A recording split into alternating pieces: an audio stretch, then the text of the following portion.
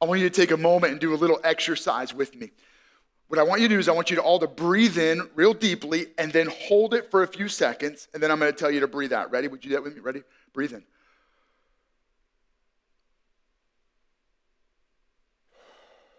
Now breathe out.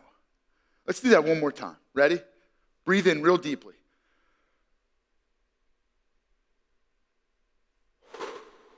Breathe out. We need that, don't we? Every once in a while, we need to take a few deep breaths, catch our breath, because we live crazy. I mean, let me just be really honest with you right now. I know I always look like I'm energized, but let me give you a little insight. This morning, I took my pre-workout. Now, I know I don't look like I work out that much, but believe it or not, I go to the gym pretty regularly, and I take this Pulse pre-workout. I didn't realize when I bought it that every serving has 350 milligrams. A shot of espresso from Starbucks has 75. A can of Monster has like 200.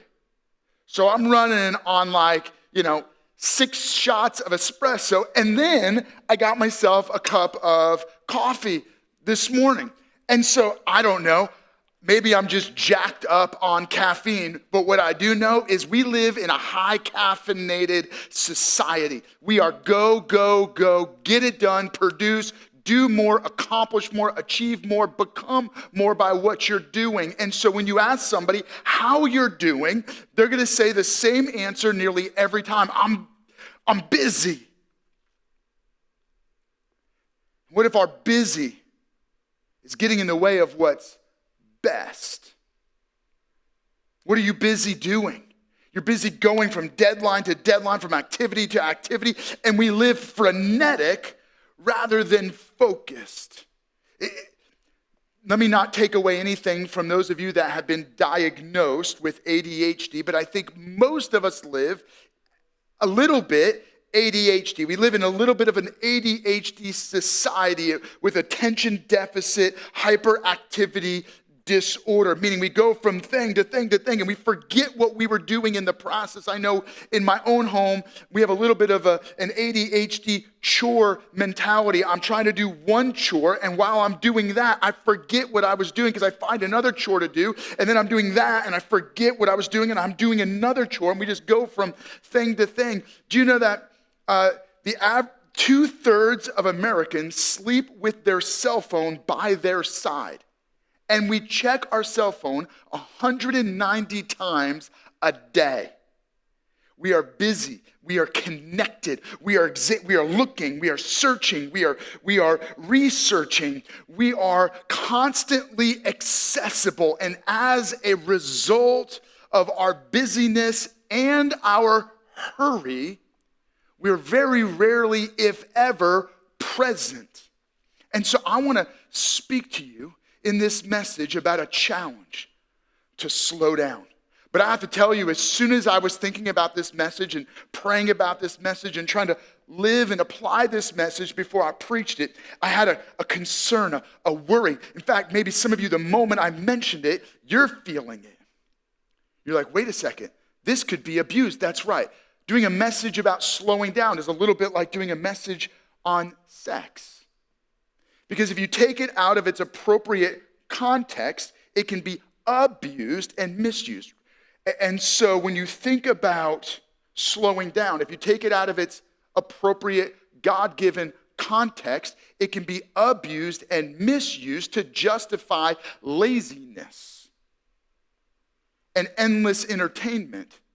But if you stick with me, I'm going to challenge each of you on how, as a church and as a culture, we could discover something life-changing and profound about the ways of God and how we are invited to slow down, which is actually what is best for us. Now, I imagine a lot of you are a little bit like me, that at a certain moment in life, when your pace is going too fast, you can feel it.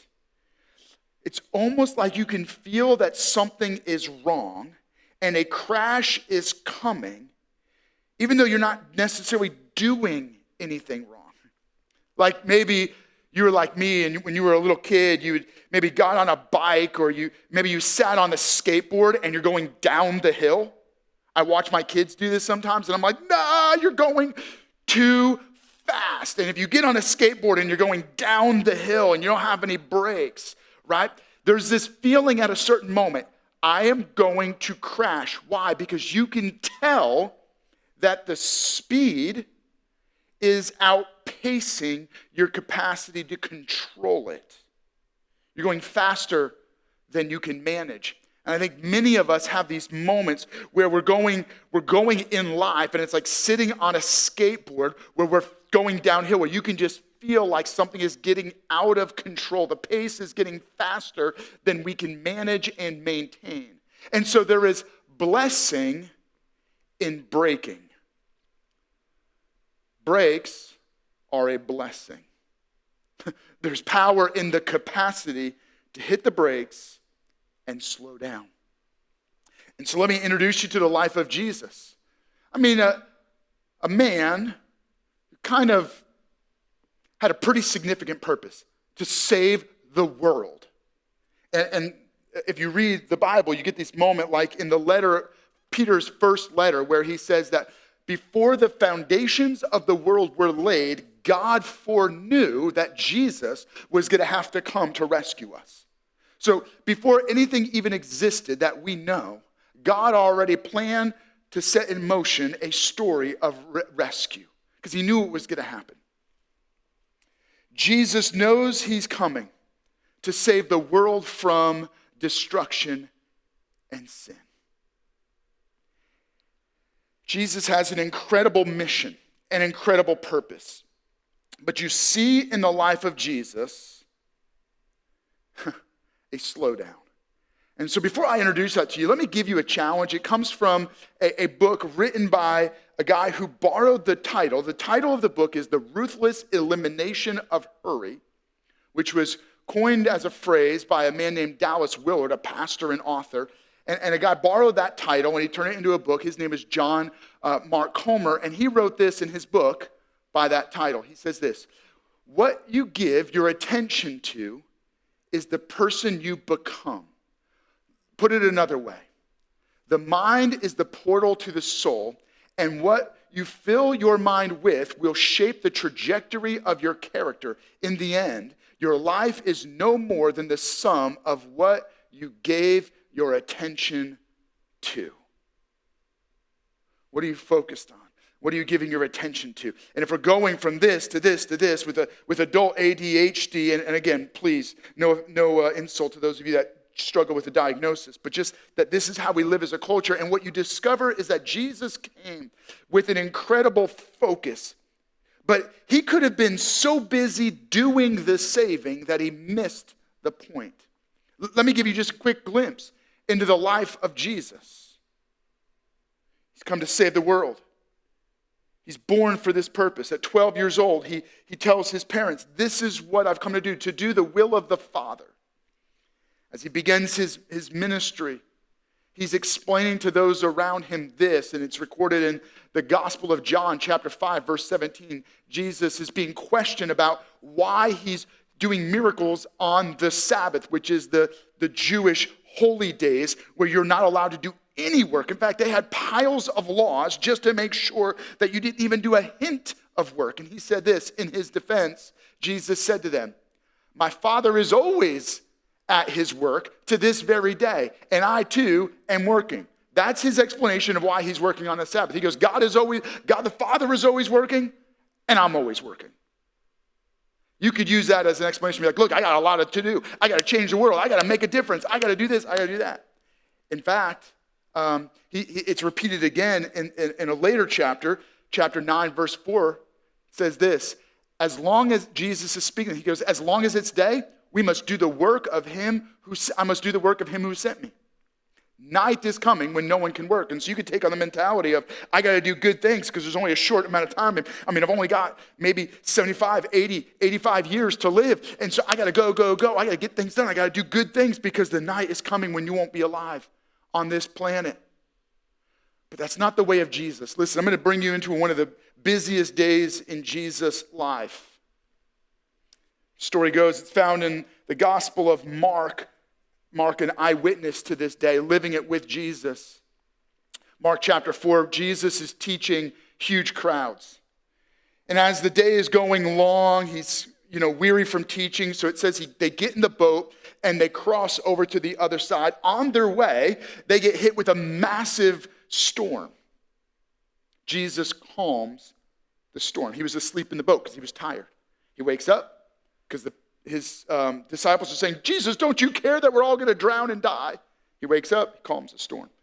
They arrive to the other side of the lake, where on the other side of the lake, they meet a man who is possessed by demons. Jesus heals the man of the demons, or frees him from the demons. The village people come out, and they're all upset that he sent the demons into a couple thousand pigs that all jumped off a cliff, and so they ask Jesus to leave.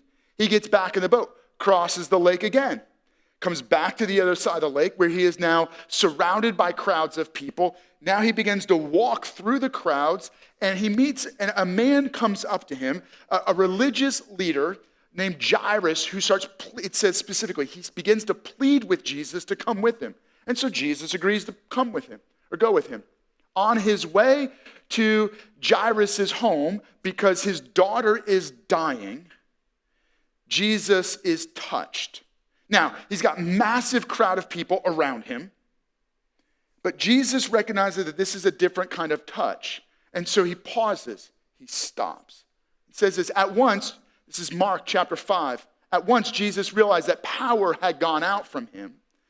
I mean, he was so sensitive to what was happening in the spiritual realm that surrounded by a crowd, after a very long, busy day, on his way to doing another miracle, he senses something else is happening in the spirit. Power went out from him. He turned around in the crowd and asked, who touched my clothes? The people are like, what are you talking about? You're being touched by everybody. You see the people crowding against you, his disciples answered, and yet you ask, who touched me? But Jesus kept looking around to see who had done it. A woman finally recognizing that she's not going to get away with getting a miracle from Jesus, steps forward and explains what happened, how she had been sick and bleeding for 12 years. And as a result of that kind of sickness, she would have been an outcast. She would be unclean in the community. Jesus takes a moment to affirm and recognize a woman who was an outcast, who saw herself as very little. He affirms her, he values her, and he speaks life over her. Well, as he's talking to the woman and as he's finishing up, the story continues in verse 35. While Jesus was still speaking, some people came from the house of Jairus, the synagogue leader. Your daughter is dead, they said. Why bother the teacher anymore? In essence, Jesus didn't come fast enough. Your daughter is gone. There's no hope. Don't waste his time. But Jesus says to Jairus, don't you worry. I have all the time in the world for you. I mean, the God who created time had time for a sick woman, had time for Jairus. So he goes with Jairus to his house, and instead of healing a sick, dying daughter, he raises the dead. In fact, it's very similar to another story that kind of plays out in a similar way. If you jump over to John chapter 11, it says this. So when Jesus heard that Lazarus was sick, he stayed where he was 2 more days. So Jesus finds out that Lazarus is sick and almost dead, and he doesn't go. It's like he pauses just to wait. So several days later, when he shows up, like now Lazarus dies, they have a burial service, he's buried, and now he's been in the ground a few days, and that's when Jesus shows up. And when he shows up, both Mary and Martha, the sisters of Lazarus, come to Jesus, and they're like, Jesus, where were you? In fact, that Martha says that very specifically. In verse 21, Lord, Martha said, if you had been here, my brother would not have died. Jesus, if you had just hurried up and showed up, my brother would still be alive. So why did Jesus wait? What was Jesus doing? Well, if you go back to what he says to the disciples, when he says, hey, let's make our way over there now, he says this. So then he told them plainly, this is verse 14, Lazarus is dead. And for your sake, I am glad I was not there, so that you may believe. But let us go to him now. There's something about the slowness of God that compels us to believe. There's something about the pace of Jesus that would cause his disciples to believe. To believe what? To believe in him. To believe that they could trust him. To believe that he wants to provide for you more than you want to provide for yourself. To believe that God could protect you more than you could protect yourself. To believe that God could heal, that God could raise. And so what we learn from the life and ways of Jesus is this, that you and I need to learn to practice the pace of God. Why don't we slow down to the pace of God? Because we're in a hurry. Why are we in a hurry? Because we are human doings, not just human beings. We have defined ourselves by what we do and what we accomplish and what we achieve. And so we jack ourselves up on caffeine to go, go, go, because we are what we do and we have become what we accomplish. We are producers.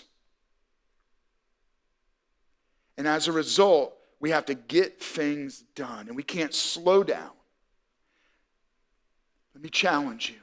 We are driven, and you and I are driven by something deep inside of us, a spiritual unsettledness.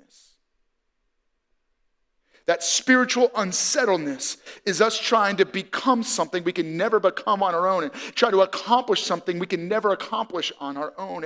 And that spiritual unsettledness is called sin. Sin separates us from relationship with God, and it's not just something you do, it's who you are, it's who I am. Separated from our life and relationship with God, and so we go through life separated from God and all that is good and best for us toward a life of ruin, toward an eternity without God in ruin. But God. I love this quote by Dallas Willard. He says this, hurry is the great enemy of the spiritual life in our day. You must ruthlessly eliminate hurry from your life. How do we ruthlessly eliminate hurry from our life? Jesus. It begins with Jesus. What does God do? He steps from heaven to earth. He shows us the way. He's calm in the storm. He speaks life into death. He speaks hope into despair. And then he gives his life to take on the penalty we deserve because of sin.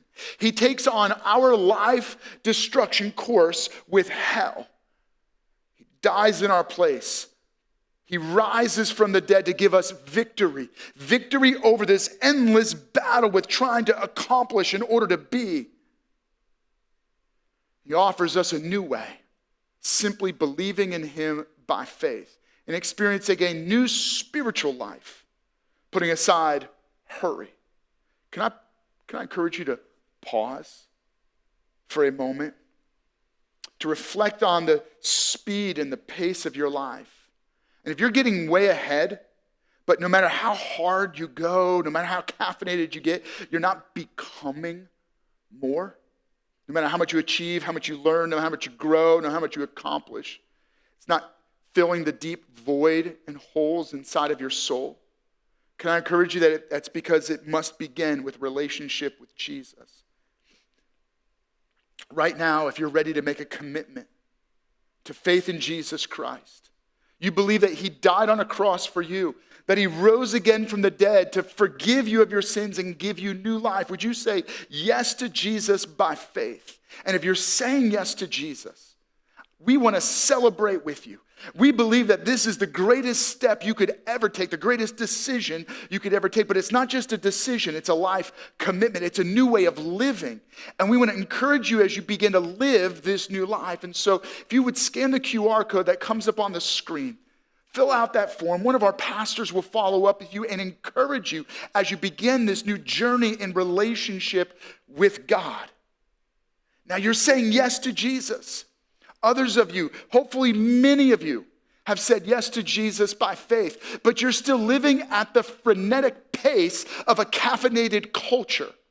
And it's time for us to discover a new pace, the pace of God. Can I challenge you to practice the pace of the slowness of God? The things I've discovered, hard to believe this, but I've been following Jesus as my personal Lord and Savior for 20 years. Well, that's true. I've also been following him for 30 years. I've also been following him for 40 years. That's right, I made a decision to follow Jesus when I was 6 years old, and so now you know how old I am. It's 40 years ago. And it's taken me a very long time to learn that God operates at a slower pace. Now, before you think that I'm just saying you got to only slow down, I think part of the reason why we don't slow down to the pace of the slowness of God is because we think God only goes slow and we want to go fast. But I think sometimes you need to be reminded of how fast you're already going. I love this quote from the author Mark. He's both an author and a pastor, Mark Batterson. I would consider him a friend of mine. I hope he would of me. But he wrote a great book called Whisper. And it's about how to lean in and listen to the voice of God. And he writes this about the speed that we're already going, just to remind you that you might be already going fast enough. So he writes this in his book, Whisper. You're on a planet that is spinning around at the speed of approximately 1,000 miles per hour. And you don't even get a little bit dizzy. Imagine that. Plus, planet Earth is speeding through space at approximately 67,000 miles an hour. So even on a day when you feel as though you didn't get much done, you have traveled 1.6 billion miles through space. Now think about that. Here's why I took the time to read that to you. Because some of you don't feel like you're getting enough done. You don't feel like you're accomplishing enough. And you got to go, because you got to get somewhere. You had no control over how fast the earth is spinning, how fast Earth is moving through space. Today, you will have traveled 1.6 billion miles, and you had nothing to do with it, and you didn't even feel it. Maybe God is at work in ways you can't possibly understand. Maybe God is at work in ways that you can't see, you can't feel, you can't imagine. If God can move you and me and the other 8 billion people on this planet, 1.6 billion miles today, maybe he's doing more in your life than you could ever realize, even if you're not doing anything. Would you be willing to slow down to the pace of God? His pace is a little slower. Sometimes on the way to doing a miracle, Jesus pauses to acknowledge a woman that just got a healing. And it seems like he didn't go fast enough to get to Jairus' house, but maybe he's doing something else. And for Mary and Martha, Jesus didn't go fast enough to show up to heal Lazarus so he wouldn't die. But maybe Jesus was slowing down so he could show up a little late to a funeral to raise a dead man back to life. Let me give you a couple other examples of how God operates slowly. If you look at some of the heroes in the Old Testament of the Bible, you have someone like Noah, who God spoke to that he was going to build an ark to rescue the known world from a flood. From the time when he tells Noah to build an ark to when the flood comes, 120 years. Now, I don't know much about how and why people lived so much longer back then than they do today, other than what it says about the flood, that God reduced the years of people's life on the planet. What I do know is that Noah had to wait 120 years and spent 120 years building an ark, a big boat, and preaching to anyone and everyone he could about the fact that the world was going to be flooded. God gave 120 years for people to repent. He gave Noah 120 years to build an ark. Let me give you a couple other examples. Abraham. God promised Abraham at 75 years old that he was going to have a son. It was so ridiculous that his wife, who was 10 years younger, laughed. Really? I mean, at this old age, you're going to give us a son? 25 years later, they have a son named Isaac. 25 years. They thought it was ridiculous that at 65 and 75 they would have a son. So God said, okay, how about we wait until you're 90 and 100? God's slowness meant they waited 25 more years until it was so absurd that it was obvious that it was only God. Joseph was given a dream that he would become a leader and a ruler, and his family even would submit and bow down to him. 13 years later, through a pit and Potiphar's house and a prison, finally promotion to the palace, does the fulfillment of his dream come. 13 years through the pit and Potiphar's house and prison. How long is it going to take for God to accomplish his purposes in your life? For Moses, God told Moses that he was going to become the deliverer of the nation of Israel and lead them out of the bondage of slavery. So impulsively and self-reliantly, Moses takes this call to action into his own hands. So then he gets sent out to the wilderness to wait 40 years. And at 80 years old, God finally brings him to a place where he no longer trusts himself and his capacity. He begins to learn to rely on God and leads the nation of Israel out of slavery. 40 years. And then you notice, God's desire was to bring them right into the promised land. But they were not ready. They were still thinking as slaves. And so God allowed Moses and the nation of Israel to wander in the desert for 40 years so that they would be ready to step into the purposes of God. King David, he was anointed the king. He was a shepherd, farm boy, anointed the next king of the nation of Israel. 15 years later, he actually becomes the king.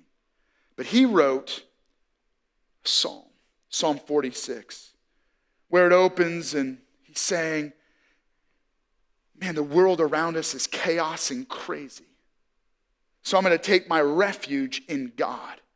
And then as he's writing the psalm, he says to the people that would be reading this and singing this song, come and see that God is good. And he ends it with this statement, be still and know that I am God. That's the way of Jesus. It says this about Jesus. It says in Luke chapter 5, verse 16, it says, but Jesus would often withdraw, or he often withdrew to lonely places and he prayed. Practice the pace of not just the slowness of God, but meet God in that place of trust and slowness by practicing the pace of silence and solitude. Silence is not just quiet, but quieting your mind, quieting your life, quieting your emotions, silencing your phone, maybe putting it away. Silence is learning to practice a silence of being. Solitude is getting away. Again, putting away your devices, disconnecting. It's practicing aloneness so that you can be confident in how present and near God is. In essence, it's practicing stillness. Be still and know that I am God. When we are so busy, so hurried, we don't pay attention to God's nearness. Be still. Stilling your thoughts, stilling your mind, stilling your world to be fully present with God. Some of you think that is not possible. How could I possibly slow down? Look, there's a story of Charles Wesley's mother. I think they had something like 15 kids. And it was crazy. I mean, as you can imagine their home, even in this, in a very different world. But the story would go that Mrs. Wesley would take her apron and put it up over her head. And all of her children knew that in that time, mom was being alone with God. She knew how to, in the middle of the chaos, just put an apron over her head and say, hey, this is my time with God. Some of you need to lift up the apron. You need to sit in your car. You need to turn off the news, turn off the noise, turn off the music, and just listen to God. Be present with God. Let me give you another piece. Jesus is being challenged about the practice of the Sabbath. He was doing miracles on the Sabbath, and he says this in Mark chapter 2, verse 27. Then he said to them, the Sabbath was made for man, not man for the Sabbath. Jesus was acknowledging our need for Sabbath, that the whole point of Sabbath is not to follow a rule, but God designed you to rest. In fact, rest is more than just a day off. If you go to the Gospel of Matthew, chapter 11, verse 28 through 30, and hopefully this passage captures the heart of this message. Jesus is speaking to his followers, and he says this, come to me, all you who weary and are burdened, and I will give you rest. Can I encourage you? The rest you most long for is only found in Jesus. Jesus is your spiritual rest. He is your emotional rest. He is the rest for your mind. He is the rest for your soul. He is the rest that your soul was designed for. And only when you find your rest in Jesus can you slow down to the pace of God. Can you enjoy the pace of silence, stillness, and solitude? And then, only then can you experience this. He says, take my yoke. It's an agrarian term, which I'll explain. Take my yoke upon you and learn from me, for I am gentle and humble in heart. This is how Jesus describes himself. Of all the attributes Jesus could have used to describe himself, and this is the only time Jesus ever picks a term to describe himself, he says, I am gentle and humble in heart. He goes, and if you take my yoke upon you, you will find rest for your souls. For my yoke is easy and my burden is light. Some of you are a little worried about this idea of slowness because you think, how am I going to get anything done? So let me take advantage of this moment. Jesus talks about taking my yoke upon you. The yoke was this wooden device carved and placed over 2 oxen or over 2 mules or over 2 horses to pull a plow or to pull a load. Now, you might not know much about this, but I did a little bit of research to find out how this thing worked so I could encourage you. The average ox, which is just a cattle trained on the yoke. That's all it is. You have certain animals that are best as oxen, but an ox weighs about 2,000 pounds. And it's expected on its own to pull about 2,000 pounds. So a 1-ton animal pulling a 1-ton load. Do you know that so an ox is trained. Well, how is it trained? A young ox is matched up with a mature, trained ox. In fact, a young cattle is paired up with an ox, right? So now it can become trained, so it becomes an ox. Together, a trained ox with an untrained one, they could pull 2 to 3 times their combined weight. Let me give you an encouragement. Even if you're untrained, just pairing up with Jesus, whose load is easy and light, meaning you don't even have to pull hard. And by the way, Jesus doesn't have to pull very hard. This is easy for him. Do you know that if you pair up with Jesus, you can rest because with him, you can pull, they can pull together 2 to 3 times their combined weight, which means they're together pulling 4 to 6 times the untrained ox's weight. If you pair up with God and you're not trained at all, you don't know what you're doing. You could pull 4 to 6 times the load that you could pull on your own simply by linking up with Jesus. Now, if you learn how to participate with God, how to practice with God, how to partner with God in his work, in his yoke, it gets easier and you accomplish more. Do you know that a pair of trained oxen can pull 4 to 6 times their combined weight, which means they can pull 8 to 12 times their individual weight. On your own, you will do significantly less than if you pair up with God. That's right. If you would just partner with God and participate with God, you could accomplish 8 to 12 times what you could do on your own. What Jesus is saying is yoke up with me. Even if you're not trained at all, if you will yoke up with me, if you partner with me, I can help you accomplish 4 times what you could do on your own. If you just link up with me, you would think you could be able to do double, but that's not the case. You'll be able to do 4 times. And if you learn, if you're trained to link up with me, if you learn how to cooperate with the pace of God, this is the training, the working together with God, you'll be able to accomplish 8 times what you could do on your own because you're cooperating with the work of God, the Spirit of God. Now, some of you are still not convinced. Hey, maybe take God's yoke on you. Maybe realize that you can accomplish 8 times what you could do on your own. Some of you just need to yoke up with God, but go at his pace. Now let's talk about Sabbath rest. Practice the pace of Sabbath pause. This is simply the idea of setting aside a 24-hour block of time to slow down, to rest, to set it up as a monument to God. It's not just a good day, it's a holy day. Now, whether you practice a Sabbath 24-hour time slot or you create Sabbath spaces throughout your week, I don't know that it matters, but I will tell you some of you would benefit profoundly in your life and in your home if you actually set aside a 24-hour block of time to Sabbath encounter God, to recreate, to put the time aside. Let me be clear. Sabbath is not an earned time off. Meaning you don't work so you can earn a Sabbath day, nor do you take a Sabbath pause as preparation for the rest of the week.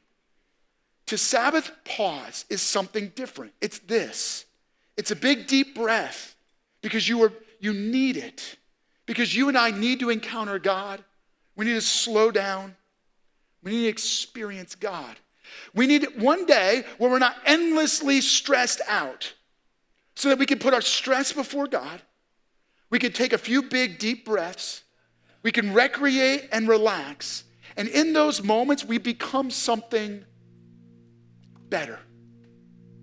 And when you become that better version, it gives you something to aim for the rest of the week. Because when you link up with God, you slow down.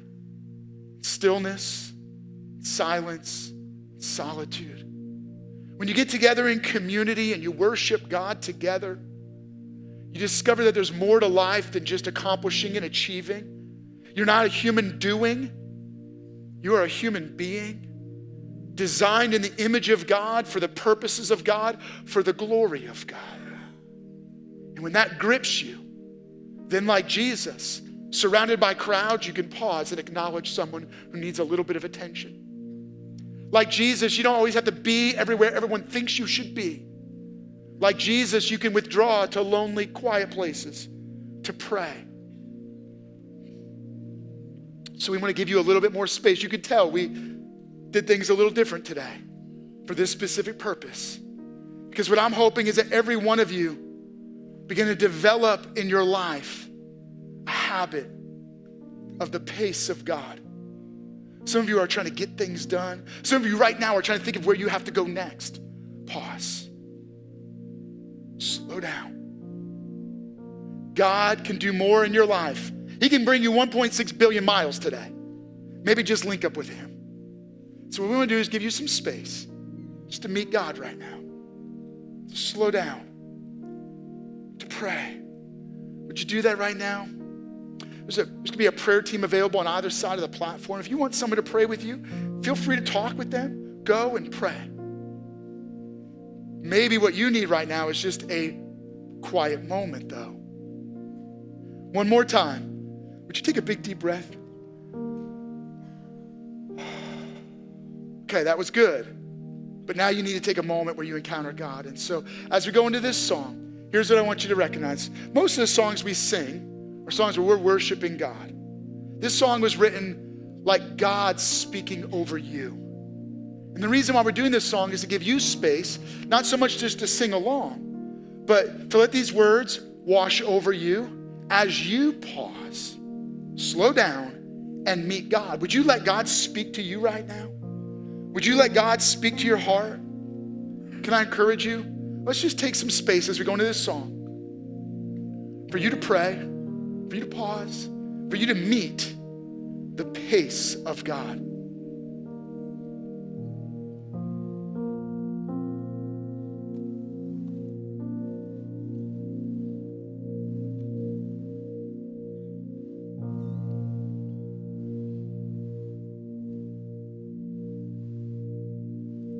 It's quiet in this house upon the hill. You won't mind it. Some things you can't know till you're still in the silence. Let your spinning thoughts slow down in the stillness. Things have a way of working out. Allow me to introduce myself again. I'm the one that knew you before time began. I've been waiting for you to let me be your friend. Everything you ever need is everything I am. I am. I am. I am.